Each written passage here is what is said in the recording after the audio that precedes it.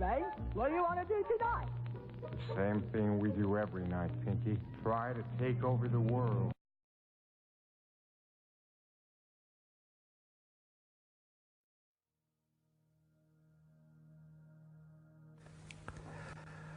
God says you may not have anything you want.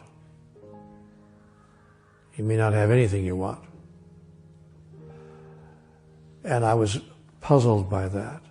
And I said, well, I don't understand. I thought that when you want something, when you need something, when you are hoping for something, you go to God and you ask for it. God said, no, you don't understand how the system works. You don't understand how the system works. Or that even that there is a system. But here's how the system works.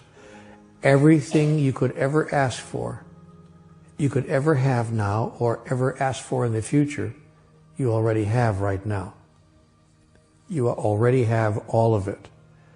You simply are not experiencing it. Because everything that has ever happened is happening now, and ever will happen is happening right now. And so, it is for you merely to reach into the sea of infinite possibilities and call forth the reality you choose now to experience. And you do this, you call forth from the sea of infinite possibilities the reality you choose to now experience through three devices mainly: thought, word, and action. That is, what you say, what you think or believe, and of course what you do.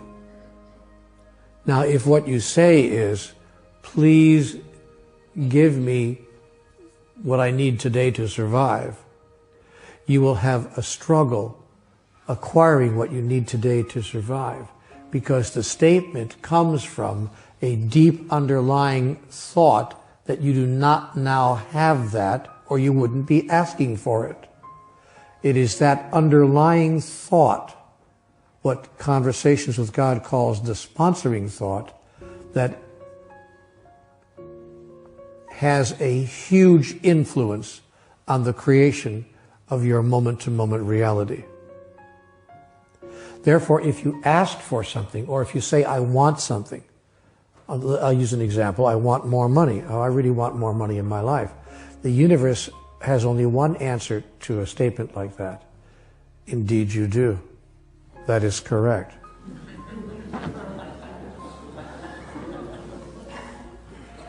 See, the universe only says yes.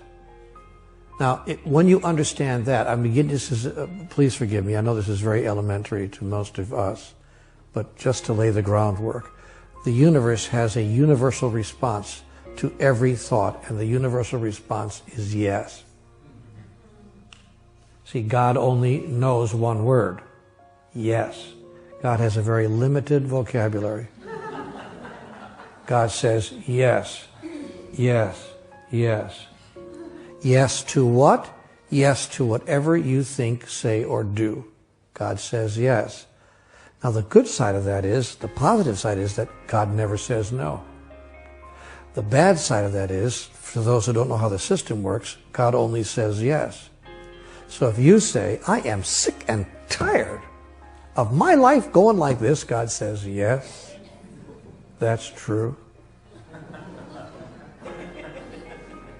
I want more money. God says, indeed you do. Yes, that's true.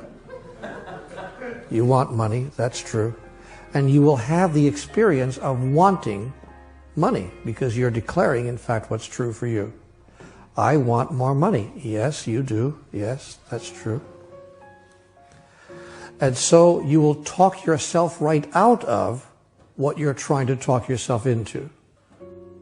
Now, I don't want you to think that it's a matter of choosing the right words. I don't want you to get down to the point where you start parsing, like Bill Clinton. I didn't inhale or whatever.